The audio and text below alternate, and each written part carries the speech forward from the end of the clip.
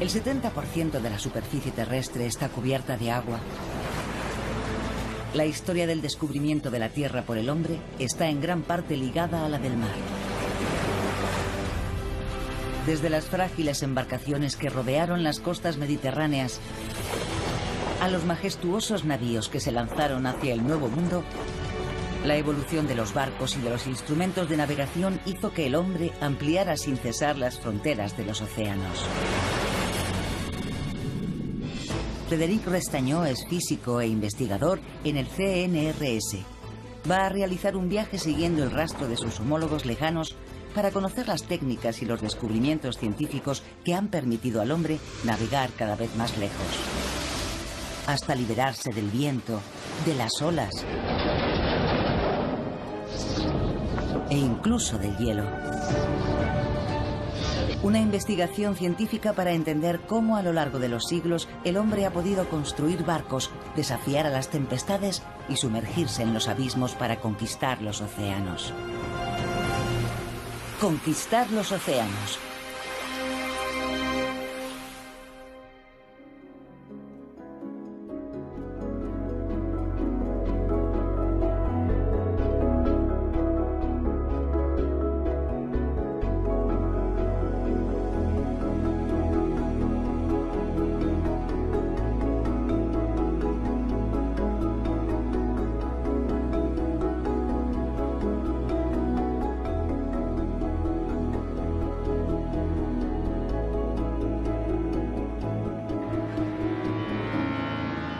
Saint-Nazaire.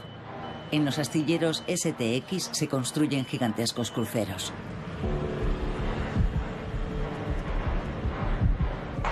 Frédéric Restañó va a descubrir los secretos de la fabricación de uno de los mayores transatlánticos del mundo. El barco mide 315 metros de largo y 43 metros de ancho.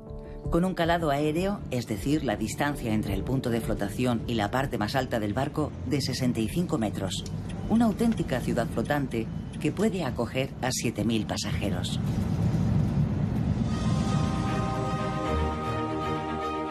Los ingenieros navales de hoy son capaces de concebir barcos de dimensiones que superan la razón.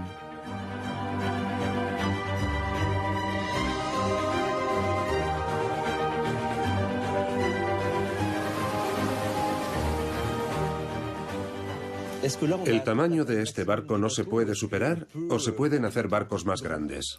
Hoy en día, los límites de los barcos los imponen los puertos en los que atracan y las infraestructuras de los astilleros que los construyen. En el pasado había límites técnicos y siempre hemos conseguido resolverlos. De modo que si aparecen nuevos límites técnicos, seguro que sabremos superarlos. Superando los límites, ampliando las fronteras, así es como el hombre en unos miles de años se ha convertido en el señor de los mares. Es la historia de unos marineros y exploradores que a lo largo de los siglos han ido desarrollando técnicas de construcción naval cada vez más sofisticadas. Nos dirigimos a Marsella siguiendo el rastro de uno de los primeros grandes pueblos de navegantes, los griegos.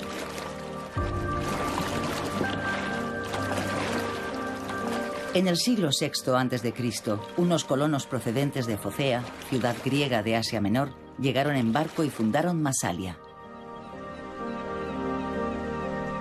Se ha encontrado un yacimiento focense que data de esa época, hace más de 2.600 años.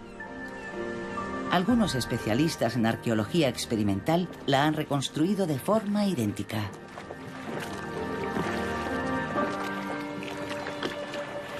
Este barco se ha realizado siguiendo los procedimientos de construcción que se usaban en la época antigua.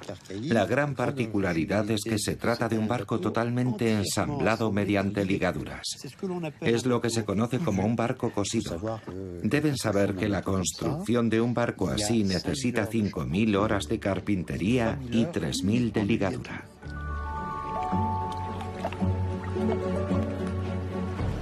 El Gyptis se ha construido con las técnicas que Homero describió en su narración de la epopeya de Ulises en la Odisea. También presenta el sistema de propulsión antiguo. Una vela cuadrada una hilera de remos y unos timones laterales a ambos lados del barco.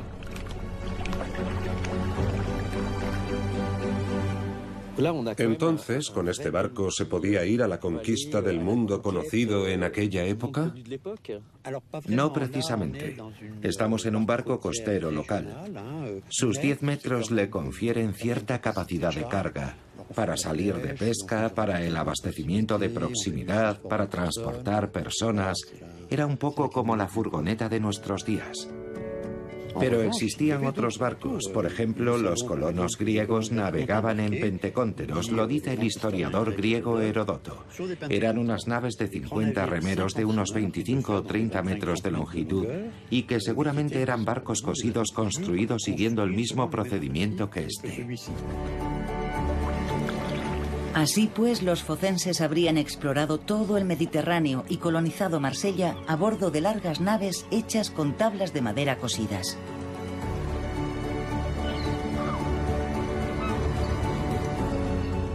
Una hazaña que despierta la curiosidad de la comunidad científica. Las herramientas digitales permiten comprender mejor las técnicas empleadas por los carpinteros de la antigüedad. Si nos fijamos con más detalle en la construcción, comprobaremos que están todos los elementos tradicionales de un barco de madera.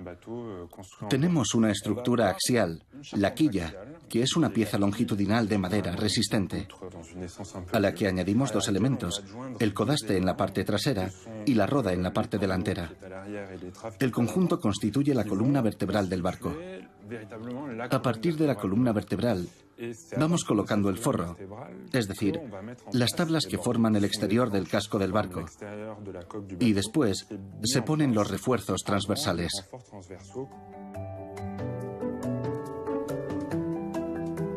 ¿En esa época todos los barcos se hacían con tablas cosidas? No, todos no. Los fenicios, por ejemplo, utilizaban una técnica diferente, la de espigas y ranuras que después adoptaron los griegos y los romanos. El principio es tallar un orificio en el que se inserta una pequeña pestaña de madera que se denomina espiga. Después, se aseguran las pestañas para mantener unidas las tablas entre sí. Gracias a esta técnica, los griegos pudieron mejorar algunos puntos débiles o algunas desventajas que presentaba la técnica del cosido, permitiéndoles el desarrollo de barcos mucho mayores, con formas más elaboradas y complejas y con mayor esperanza de vida. Esta técnica empírica consolidó el casco. El nuevo sistema de ensamblaje permitió la construcción de galeras gigantes propulsadas por varias hileras de remeros.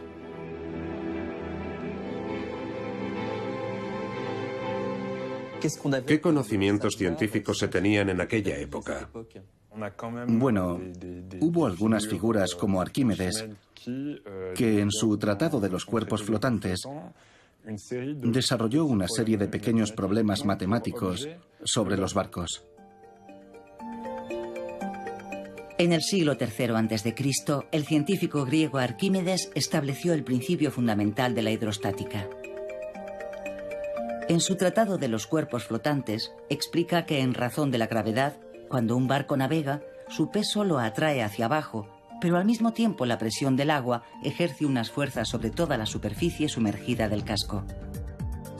Arquímedes determina entonces una fuerza única, globalmente dirigida desde abajo hacia arriba y opuesta al peso del volumen de agua desalojado. Es el empuje de Arquímedes. Para que un barco flote, el peso del barco y el empuje tienen que equilibrarse. Si se carga en exceso, un barco puede superar el peso del volumen de agua desalojado por el casco, entonces el empuje de Arquímedes no es suficiente para equilibrar el peso del navío y se hunde. Si queremos aumentar la carga y evitar el naufragio, debemos aumentar el volumen del barco.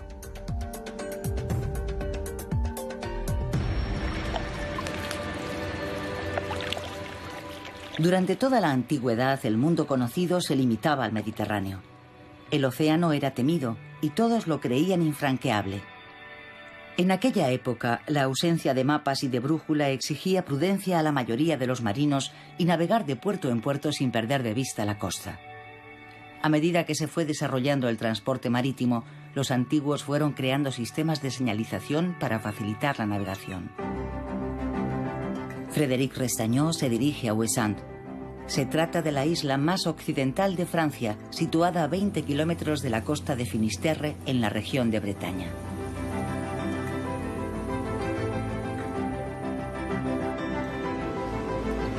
Se la conoce como la isla Centinela, por los 5 faros que la rodean para guiar a los marinos a lo largo de su costa accidentada. Para comprender la importancia de los faros en el desarrollo de la navegación, Frédéric se dirige a un monumento histórico, el Creach, situado en un promontorio rocoso de la punta noroeste de la isla. El centinela de piedra fue edificado en 1863 y posee uno de los focos más poderosos del mundo.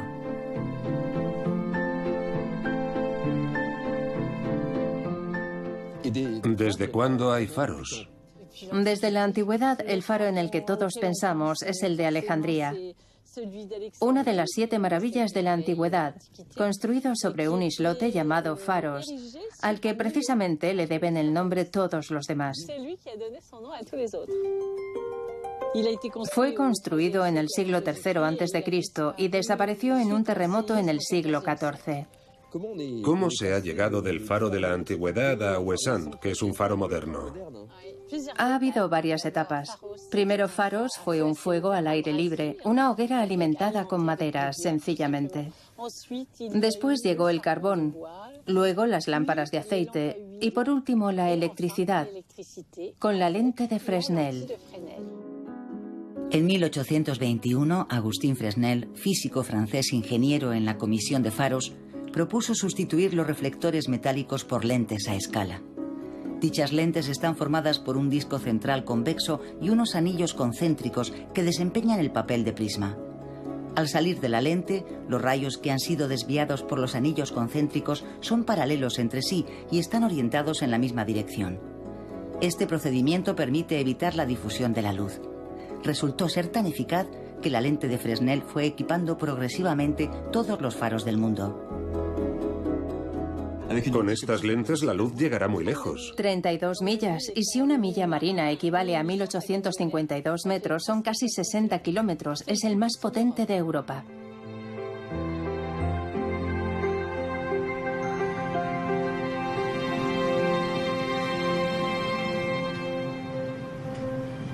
Gracias a los faros, la actividad marítima se desarrolló por el Mediterráneo durante toda la antigüedad, pero no fue el único sitio. Llevados por el afán de conquistar los mares, algunos pueblos emprendieron grandes expediciones. Es el caso de los vikingos. A partir del siglo VIII, una flotilla de dracas sembró el terror en Occidente.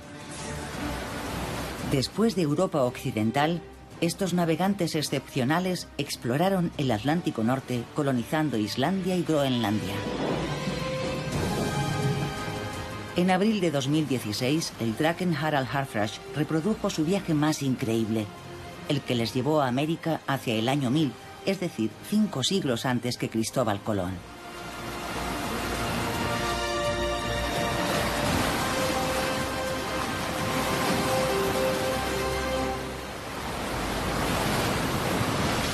Desde Noruega, estos vikingos modernos cruzaron el Atlántico Norte siguiendo la ruta que hace más de 1000 años siguieron sus antepasados. Al final de una travesía accidentada de casi 6 meses, alcanzaron su destino final, los Estados Unidos. Hoy ha quedado demostrado que este pueblo realizó una de las conquistas marítimas más importantes de la historia. Sin embargo, la proeza permaneció desconocida hasta el siglo XIX. En la Edad Media, en Occidente, la precisión científica de las nuevas herramientas de navegación se sumó a la experiencia de los marinos. La brújula y más tarde el compás y el astrolabio, precursor del sextante, fueron equipando las naves. A partir del siglo XIII se dibuja una imagen nueva del mundo gracias a las cartas portulanas, unas cartas náuticas que tienen como fondo una retícula trazada basándose en las líneas de dirección de la Rosa de los Vientos. Ya se reúnen todos los elementos para que los grandes exploradores como Vasco de Gama o Cristóbal Colón puedan lanzarse a la conquista de los océanos. Pero antes de emprender las largas expediciones hacia el Nuevo Mundo, había que cambiar por completo la concepción de las naves. Frédéric Restañó se dirige a Mazagón, al suroeste de España. De la costa atlántica zarparon la mayoría de los grandes exploradores al mando de majestuosas carracas y carabelas como esta nao Victoria, réplica del navío de la flota de Magallanes que también dio la vuelta al mundo. Su diseñador y constructor sigue navegando en el barco legendario. Es el barco que dio la primera vuelta al mundo, que salieron 5 a la expedición de Magallanes y llegaron nada más, al mando de Juan Sebastián Elcano. Salieron 246 hombres y llegaron 18.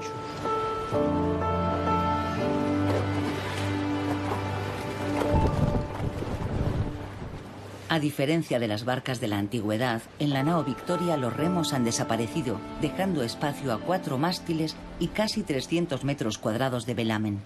Las velas son fundamentales para impulsar este importante navío de comercio.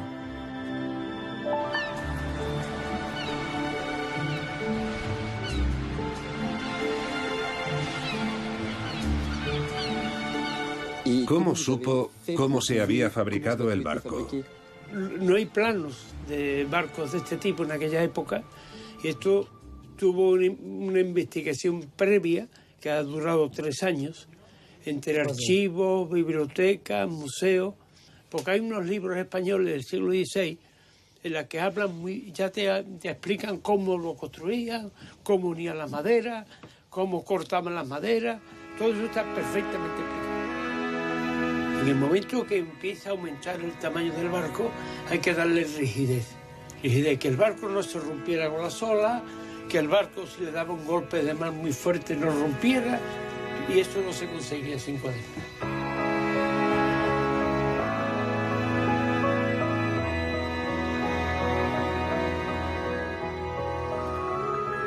Lo primero que se construía eran las cuadernas, quiere decir, esto y la quilla.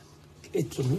Y una vez que ponían estas cuadernas, ellos iban poniendo la tablazón del forro, la iban poniendo de arriba hacia abajo, clavada también con clavos hierros, y estas piezas se llevaban baos.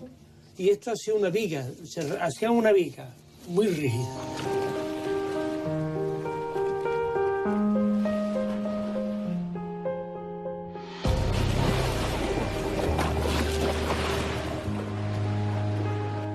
La invención del timón de codaste, pieza móvil vertical colocada en prolongación del codaste del barco, revolucionó la construcción naval. El tamaño del azafrán, la parte sumergida, podía adaptarse al volumen del barco.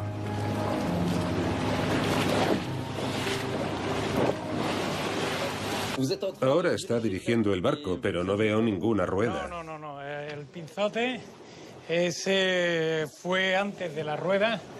Y fue un invento revolucionario, puesto que antes se llevaba desde abajo la caña. Era la caña y esto es, digamos, una transmisión. Sí, es el pinzote o el palo, la barra, que gobierna directamente el timón central. Mueve la caña de abajo y mueve el timón central que tenemos en popa. Si diriges el barco, si quieres ir a babor, giras la... ¿Y ha dado la vuelta al mundo con esto? Sí. Es increíble. Bueno, nosotros tenemos electrónica, tenemos información meteorológica. El Cano Magallanes no tenían nada. Solo...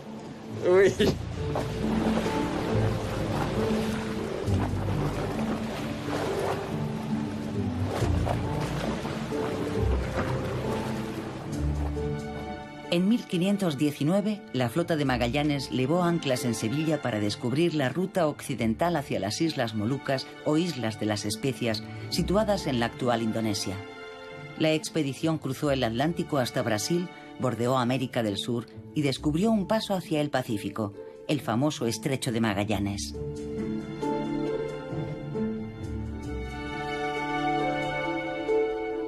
En Filipinas mataron a Magallanes, por eso fue Juan Sebastián Elcano quien dio la primera vuelta al mundo de la historia.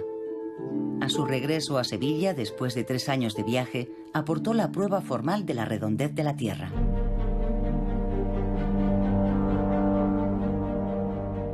La era de los grandes descubrimientos abrió otro periodo, el de la lucha por la explotación de las riquezas. Las naciones recorrieron el mundo para abrir nuevas vías comerciales y se enfrentaron por conquistar los océanos.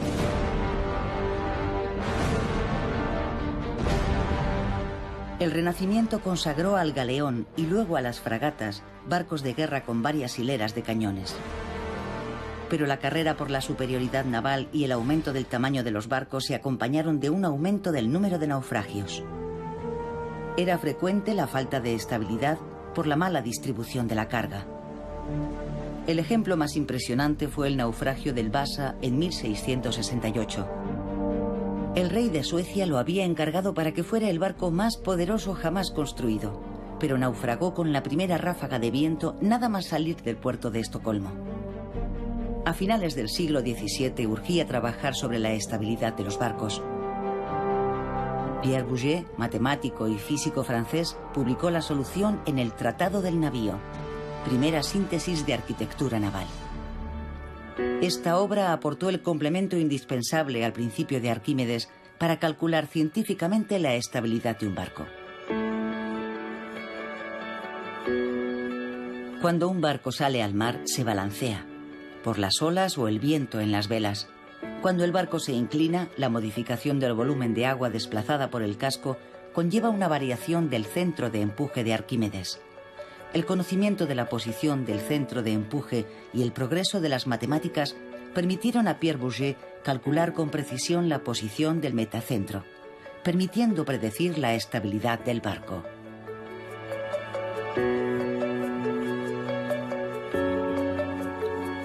Si se coloca demasiado peso en la parte alta de un barco y el centro de gravedad pasa a estar por encima del metacentro, el barco se vuelve inestable y zozobra. En cambio, si el centro de gravedad del navío está situado por debajo del metacentro, este puede recuperar su posición inicial en equilibrio. En el siglo XIX, los cargueros de vela, cada vez más numerosos, surcaban los océanos con un cálculo muy preciso de sus cargas. Es el caso de un monumento histórico, el Belém. El Belém nació hace 120 años en Nantes. Es un carguero de vela que servía para traer azúcar, cacao y ron de Brasil y las Antillas. Como los barcos salían vacíos de Nantes, con el fin de suplir la falta de mercancía se cargaban con lastre. En aquella época con granito, que se descargaba al llegar a Montevideo, que de hecho se construyó en parte gracias al lastre del Belém. ¿Cuántos kilos se necesitan para un barco como este? Actualmente hemos lastrado el barco con 400 kilos por 800 toneladas. Es una parte muy pequeña del peso del barco, pero bien colocada en las bodegas es fundamental para su estabilidad.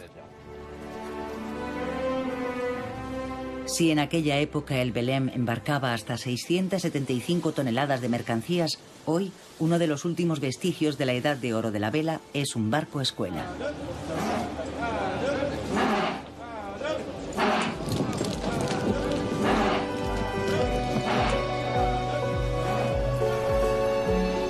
Se necesita una media de 1 hora de trabajo para desplegar la totalidad del velamen en una superficie de 1.200 metros cuadrados.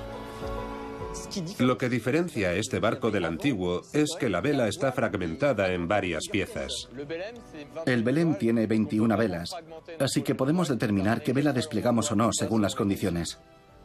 Tiene 3 mástiles, pero el casco es de metal. Sí, a la gente le sorprende mucho. En 1896 estábamos en pleno boom de la construcción metálica.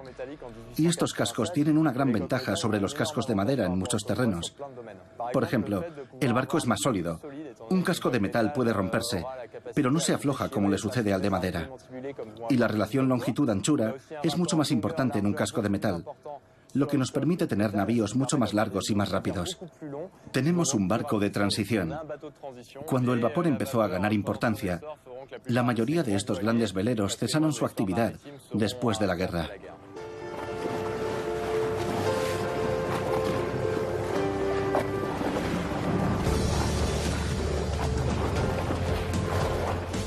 El Belém puede alcanzar una velocidad máxima de 12 nudos, es decir, alrededor de 22 kilómetros hora. A principios del siglo XX cruzó el Atlántico en menos de un mes. Gracias al vapor, el tiempo de trayecto se redujo a la mitad.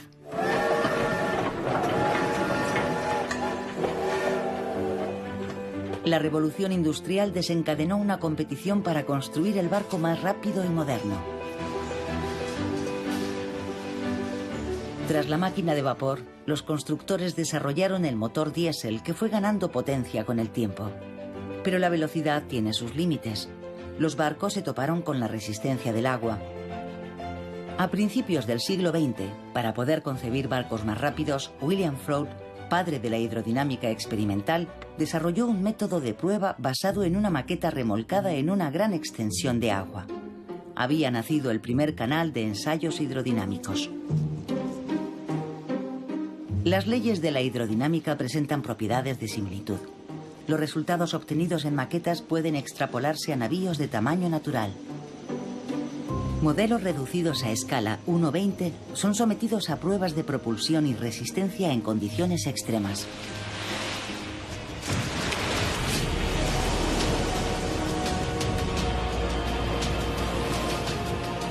Gracias a los canales de ensayos hidrodinámicos, los ingenieros pudieron diseñar barcos cada vez más eficaces, capaces de superar las olas.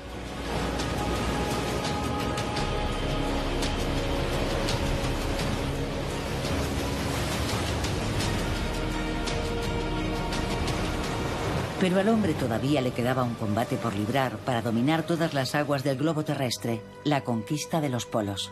Tras las primeras expediciones científicas de Amundsen y Peary, todos ambicionaban llegar al Ártico y al Antártico.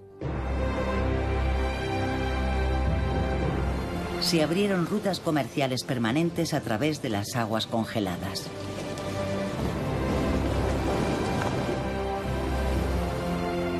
Frederic Restañó vuela a Kemi, en Laponia finlandesa.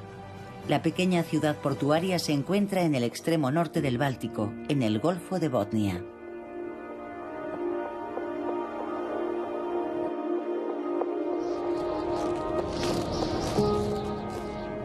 Las aguas de esta lengua de mar de 725 kilómetros de longitud están heladas la mitad del año.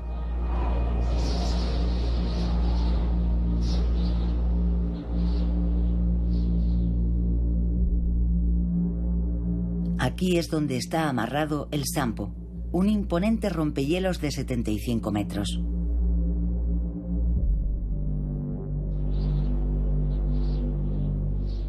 Está en servicio desde los años 60. Antes remolcaba los barcos que se habían quedado atrapados en el hielo. Hoy surca el mar helado realizando cruceros polares. Nuestro casco es mucho más resistente que el de los cargueros normales. Los barcos clásicos están hechos de placas de acero de entre 10 y 20 milímetros de grosor. En el caso de los rompehielos, el grosor es bastante mayor, 35 milímetros. Además, las estructuras de un carguero están separadas 60 centímetros. En el Sampo, la distancia se reduce a la mitad, por lo que en realidad tenemos una estructura doble. Además del casco reforzado, el Sampo cuenta con un potente motor que le permite surcar extensiones heladas.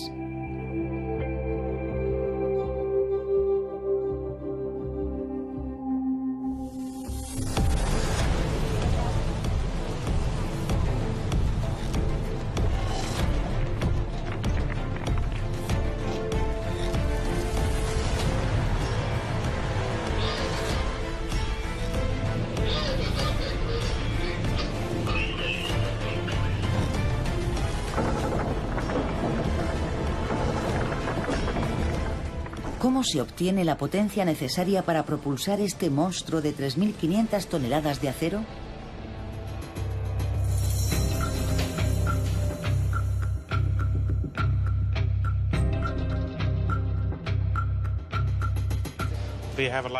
Tenemos 4 motores principales, cada uno de 2.000 caballos de potencia, lo que supone 8.000 caballos de potencia en total. En general, en un carguero la potencia es de 4.000 caballos, es decir, la mitad. Los rompehielos suelen tener un sistema de propulsión en particular, el diésel eléctrico. El Sampo cuenta con unos enormes motores diésel que producen electricidad gracias a 4 generadores. La energía eléctrica alimenta la propulsión de las hélices. Este tipo de propulsión permite maniobras muy rápidas. Gracias a la electricidad podemos realizar rápidamente maniobras hacia adelante y hacia atrás. Cuando el barco se queda atascado en el hielo, tiene que ser capaz de dar marcha atrás y volver a avanzar rápidamente para poder romper el hielo.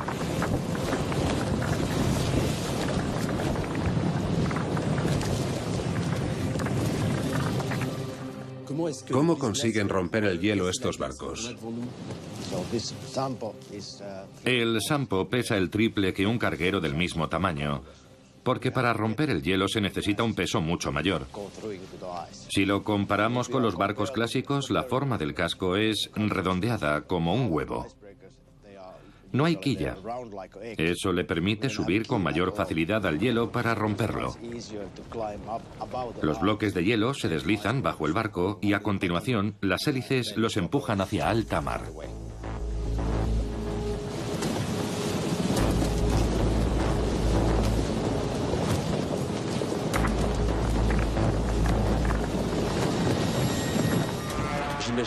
¿Qué sucede cuando un barco se queda totalmente bloqueado en el hielo? Es una situación muy peligrosa. Si un carguero se queda atrapado en el hielo, el viento puede empujar la banquisa, ejerciendo una presión muy fuerte sobre el casco. El casco puede aplastarse, igual que yo aplasto una lata de gaseosa, por ejemplo. Puede producirse una avería en el barco, aumentando el riesgo de naufragio.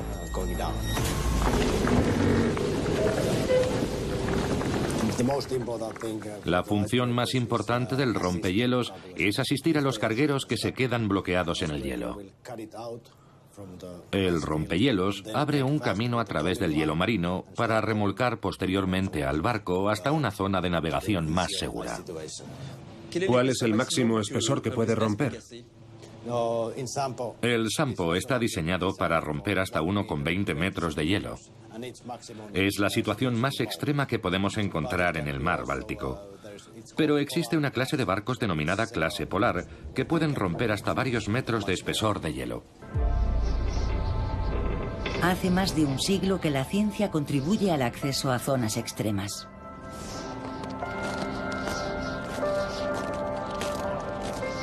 Pero la actividad humana también ha provocado el calentamiento global, algo que preocupa a la comunidad científica que ve cómo el hielo de los polos se funde cada año más.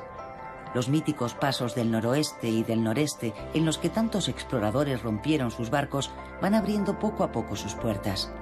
Corredores que unen el Atlántico y el Pacífico Norte, por los que se lanzan las naciones en busca de nuevas vías marítimas. Nunca antes los rompehielos habían sido tan eficaces y necesarios como ahora para abrirles paso. Cerca de Helsinki, el científico Frederic Restañó se dirige a un centro de investigación finlandés en el que se diseñan el 60% de los rompehielos de la flota mundial. Las maquetas se prueban en el mayor canal de ensayos hidrodinámicos del mundo.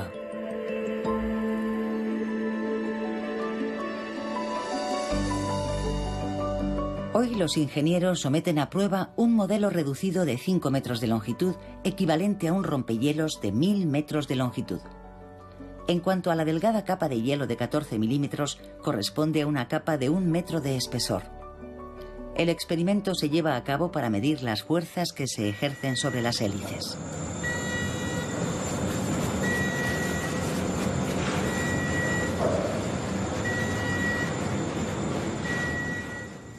Al romper el hielo, el barco va al revés.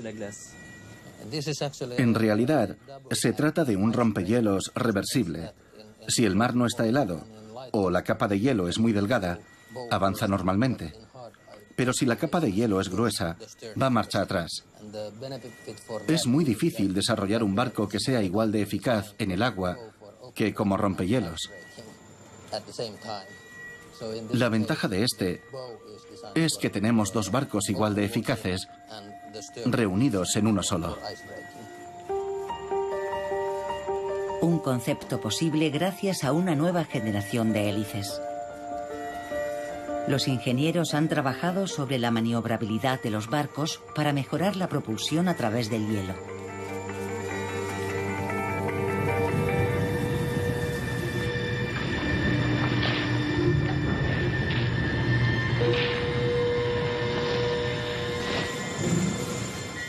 Una de las ventajas de los propulsores acimutales es que aportan mucha maniobrabilidad a los barcos.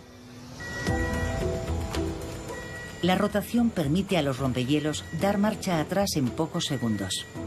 Tradicionalmente, los barcos se propulsan mediante una hélice que al empujar el agua hacia la parte trasera del barco lo hace avanzar.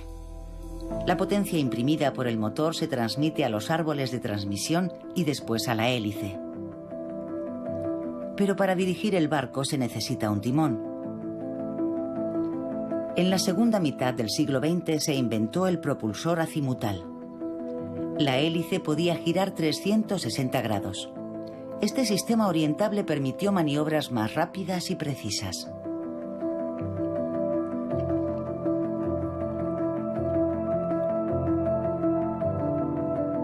En la década de los 90 vio la luz del día el pod, la última generación de propulsores acimutales. Un invento finlandés que primero se utilizó en unos impresionantes rompehielos.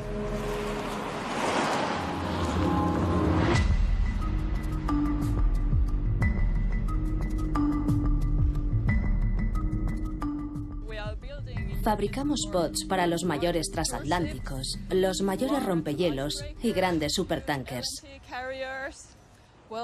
Este pod tiene una potencia de 20 megavatios y pesa alrededor de 170 toneladas.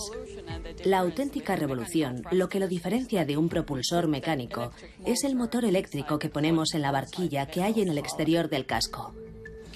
¿Para qué se coloca un motor eléctrico en el interior de una barquilla? El pod es un sistema en el que la hélice está directamente enfrente del agua y de esa forma aumenta su eficacia.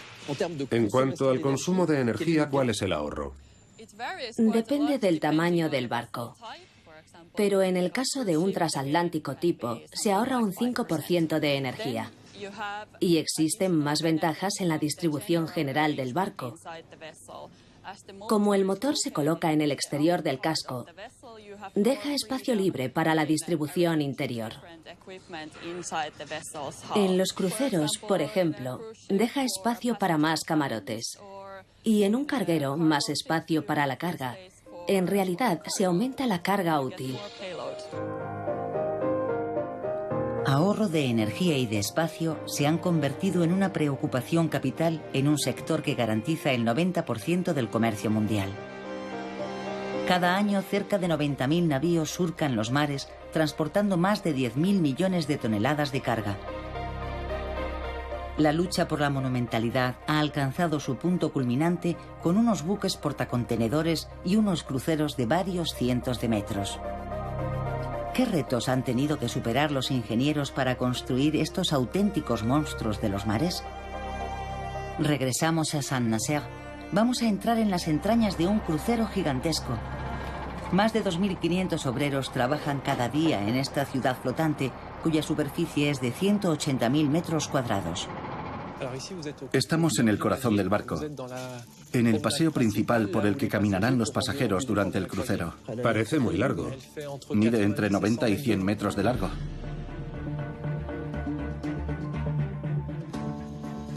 Una sala como esta, que es una especie de gran espacio hueco en el interior, se opone a la idea de rigidez que todos tenemos del barco. Falta materia para ensamblar la rigidez. Realizamos muchos cálculos. Tenemos muchas formas de ocultar los elementos estructurales, que sin embargo están ahí, como postes, columnas y algunos paneles que están en el exterior de esta zona hueca.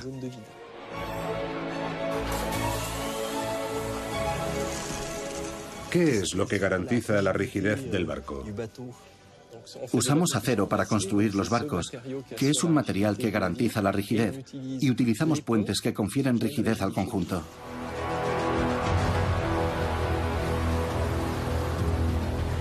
Pero el desafío estructural más complejo para los arquitectos es ubicar el máximo de camarotes en los barcos de crucero. Habitaciones con ventanas y grandes balcones con vistas al mar suavizan considerablemente la rigidez del barco. Para responder a las exigencias de los cruceristas y a la vez reforzar la estructura del barco, los ingenieros han colocado travesaños en cada puente.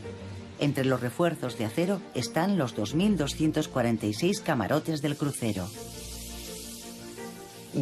Nuestros camarotes llegan prefabricados y se terminan a bordo del barco. El requisito principal es la anchura. Es lo primero que se acuerda con el cliente. Por extraño que parezca, la anchura determina la distancia entre cada tensor transversal del barco. Los ingenieros tienen que adaptarse permanentemente a las exigencias de los armadores, incluyendo unos plazos de entrega récord. Fue necesario un año para construir y ensamblar los 80 bloques de este barco de 70.000 toneladas.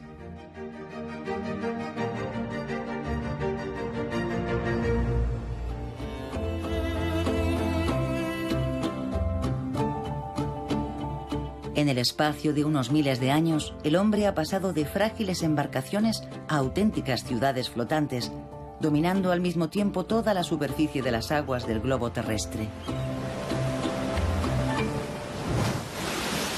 Pero todavía queda por descubrir un universo inmenso.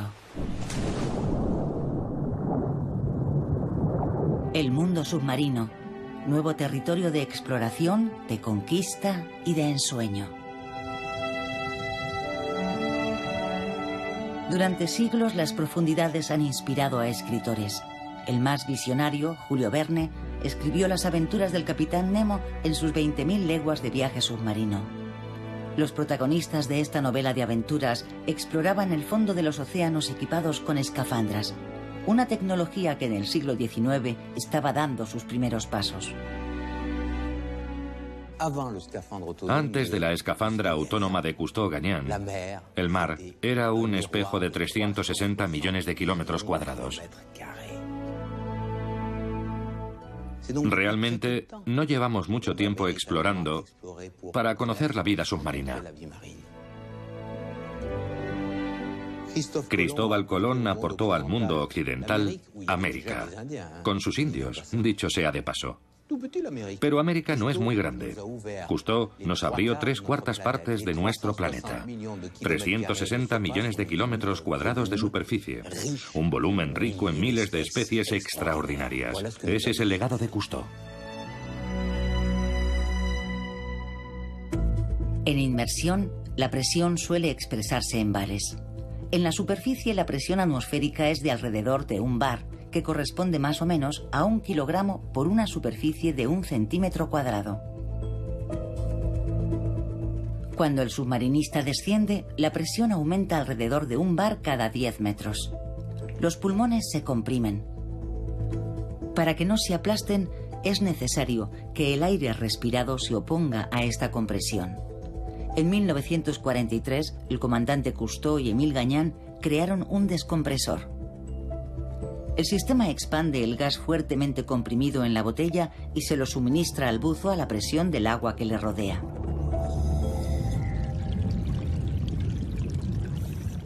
Gracias al submarino, el hombre pudo descender a mayor profundidad. En 1960, Jacques Piccard y Don Walsh realizaron la hazaña de sumergirse en el abismo Challenger en la fosa de las Marianas a cerca de 11.000 metros de profundidad. 1.100 bares de presión, 1.100 atmósferas. Es simplemente colosal. No sabían si iban a regresar. Era más duro que ir a la Luna. Sigue siendo más duro que ir a la Luna.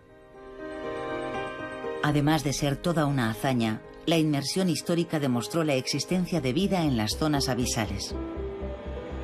A partir de entonces comenzó la era de la exploración científica de los grandes fondos. Los centros de investigación de todo el mundo, como IFREMER, empezaron a desarrollar herramientas para tener éxito en esta misión. A bordo de barcos oceanográficos, los investigadores llevan robots como ROV, un vehículo teledirigido de exploración submarina. Es un aparato capaz de descender a 2.800 metros y tiene un volumen muy reducido, así que nos permite llegar a lugares de difícil acceso, como el interior de un pecio, el interior de un cañón, lugares que son frágiles. Podemos acercarnos mucho a las estructuras. El Horus 3D, una herramienta innovadora que utiliza alta definición de fotogrametría submarina y permite a los científicos estudiar con precisión las profundidades. Pecios, restos arqueológicos. El sistema también permite cartografiar grutas submarinas inaccesibles.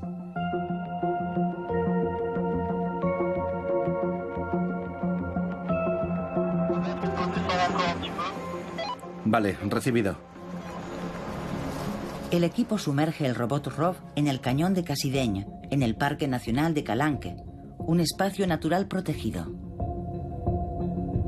El objetivo de la misión es el estudio del macizo coralino.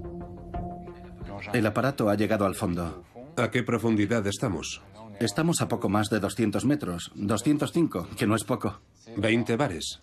20 bares, eso es. Más allá de la inmersión convencional.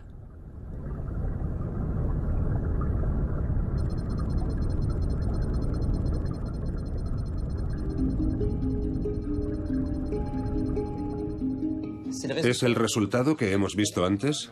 Eso es. Este es el macizo de corales blancos que teníamos delante hace un momento. Es un modelo en 3 dimensiones. Nos ofrece la posibilidad de orientar los objetos que estudiamos y nos permite, como puede ver, viajar por el interior de las 3 dimensiones de este complejo vivo, porque todo se saca a partir de lo vivo. Fíjese la definición que tenemos cuando utilizamos el zoom. Vemos cada individuo de cada colonia que mide unos milímetros de diámetro.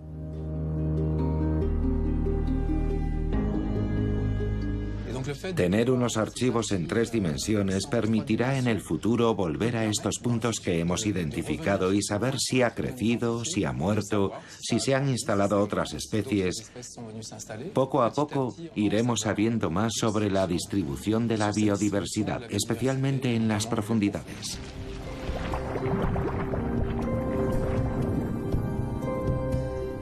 Los océanos profundos de más de 200 metros representan alrededor del 66% de la superficie del planeta.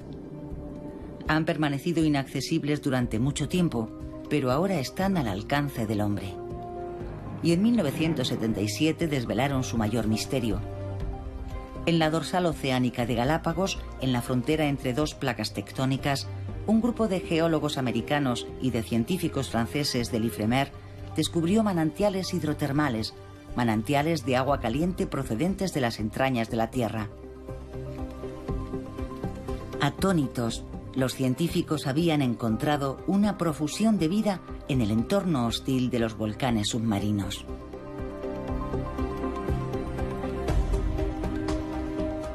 En el Instituto Francés de Investigación para la Explotación del Mar, una nueva tecnología permite estudiar estos ecosistemas tan particulares, los observatorios submarinos. Gracias a una red de fibra óptica de 800 kilómetros que se extiende a 2.000 metros de profundidad conectada a cámaras, los investigadores pueden conectarse en directo a un manantial hidrotermal situado en el litoral de Canadá. Vamos a conectarnos. Ya estamos. Parece un poco raro porque son unos fluidos de cerca de 400 grados Celsius al brotar en el caso de los más calientes, con pH ácido. Hay metales pesados en abundancia, cadmio, arsénico, plomo. Estamos a 2.200 metros de profundidad. Hay una presión de 200 atmósferas, es decir, el equivalente a la presión de una vaca sobre una uña. Y también tenemos radiactividad natural. A priori podría pensarse que la vida es casi imposible. Pero, sorprendentemente, encontramos oasis llenos de vida.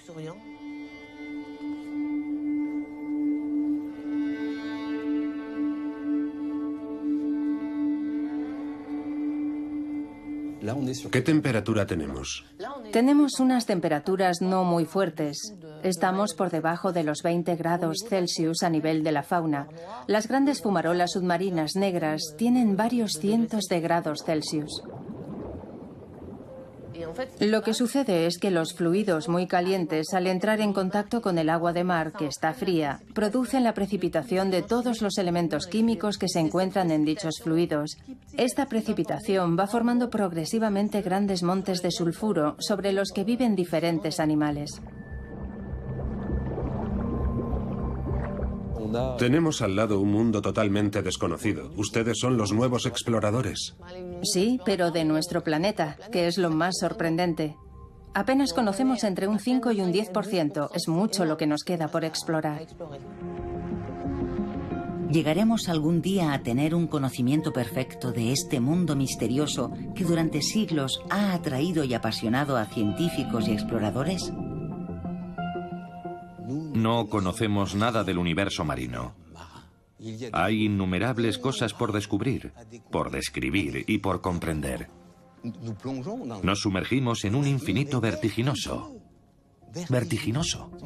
Debemos ir a ver lo que sucede bajo el mar. La tecnología y el ingenio humano nos proporcionan la posibilidad de ir a explorar un nuevo campo que se abre ante la humanidad.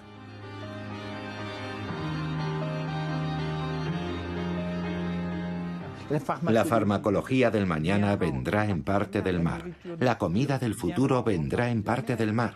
Tenemos que comprender todo lo que representa este universo. Es el último territorio que nos queda para la evolución de la humanidad.